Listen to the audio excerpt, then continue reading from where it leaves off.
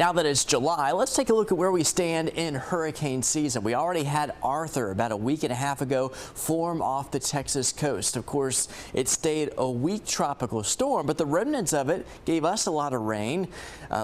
Basically about a week and a half ago. The next name on the list is Bertha.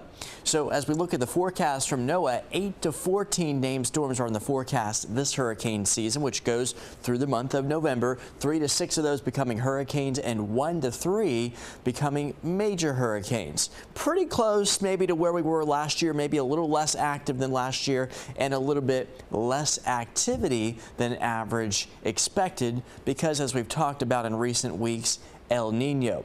But let's take a look at the outlook for the first week of July, and we anticipate tropical development not to occur for the next 6 or 7 or 8 days or so going into the first several days of the month. I will say water temperatures are very warm, especially here near the Bahamas, near Cuba, and parts of the northern Caribbean.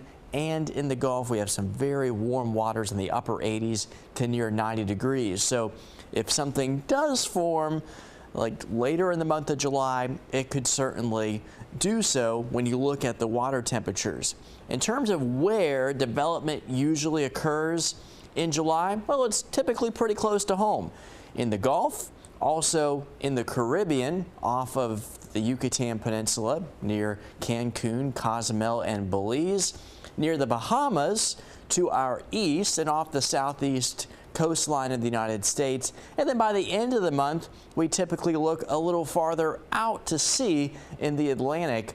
Late July and August, we start to see some tropical waves trying to move across the ocean there.